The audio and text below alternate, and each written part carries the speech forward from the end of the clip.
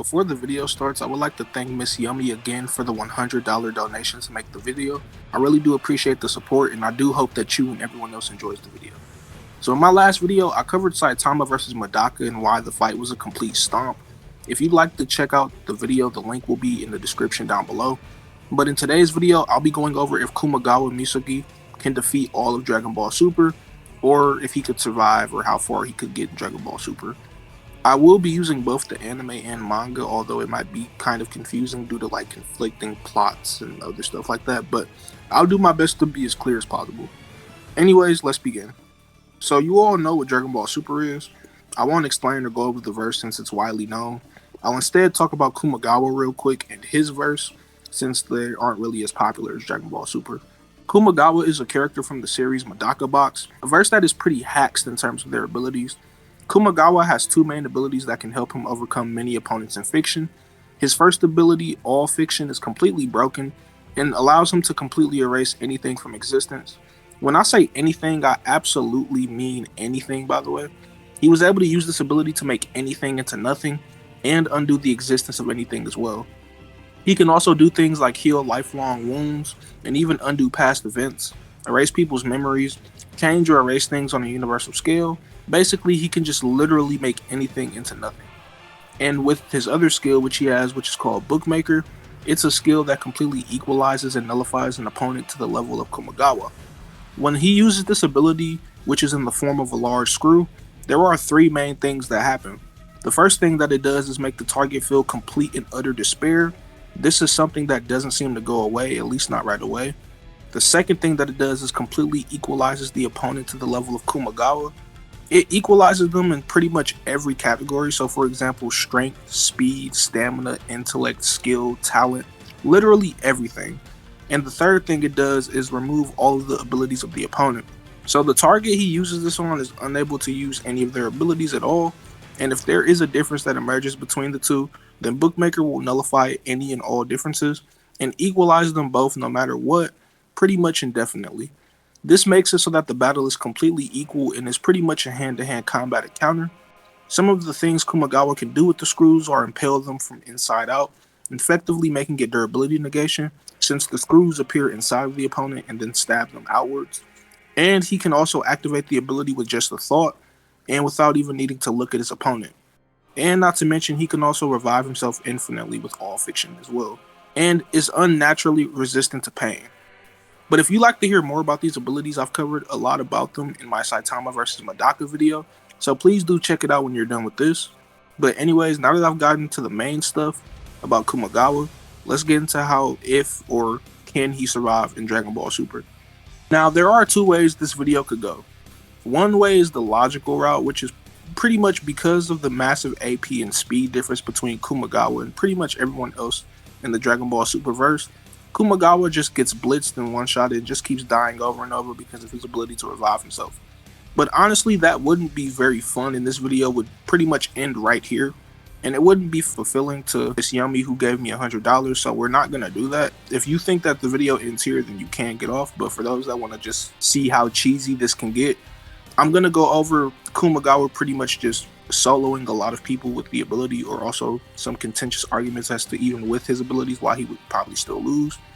But anyways, firstly is the battle he had, or the battle Goku had with Beerus. With that huge disparity in stats I told you about, it's impossible that in terms of strength and speed, Kumagawa can win, like at all. Beerus, while clashing fists with Goku, were producing shockwaves that were so powerful that it could have destroyed the entire macrocosm, which houses things like Otherworld, Heaven and Hell, and the Kaoshin realm, with Otherworld stated to be infinite in size. Also, Beerus has Hakai, which erases you from existence, and you can argue that the strength or potency of the ability depends on how powerful the person it's being used on is.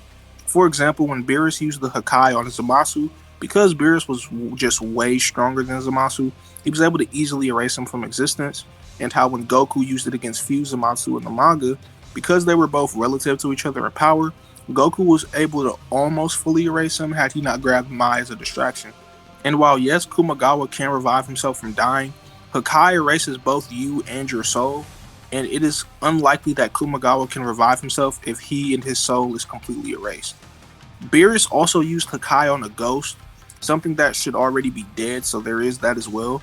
And we also know that in the manga, Beerus says that he can't use Hakai on immortals, and Kumagawa isn't immortal, so he can die, so it should work. But basically, as I said, in terms of stats, Beerus washes Kumagawa without any difficulty. But because Kumagawa has hacks that can literally just beat Beerus with ease, Kumagawa can just either use Bookmaker or All Fiction on Beerus. He can nerf Beerus down to his level and just seal all of his abilities. And as I stated previously, not only does Bookmaker completely equalize the user and target across every single stat, Bookmaker will also not allow any difference between both the user and target to occur. So if Beerus does try to grow in strength or anything like that, Bookmaker will just immediately nerf and equalize him over and over again until the fight is over. So if you want to go the normal route, then he pretty much stops at the Battle of Gods arc against Beerus because the stat difference is just so gigantic. But if you want to take what I just said about how his hacks pretty much can be activated at thought speed and they can negate durability and a bunch of that other stuff, then yeah, you can just say that he beats Beerus in this fight. Anyways, the next arc that we have is Resurrection F against Golden Frieza. Frieza was able to contend with Super Saiyan Blue Goku, who is without a doubt stronger than the suppressed Beerus and Super Saiyan God Goku that would have destroyed the macrocosm. So yeah. But Kumagawa wins again because of how insanely hacked he is. Next up, we have the Universe 6 tournament arc, and to skip over the boring fights or the less interesting ones, he beats up Frost, Kaba, Magenta, and Botama without any difficulty. A challenge does kind of come in the form of Hit. With Hit's time skip, he's able to skip forward in time by 1/10 of a second or 0.1 seconds.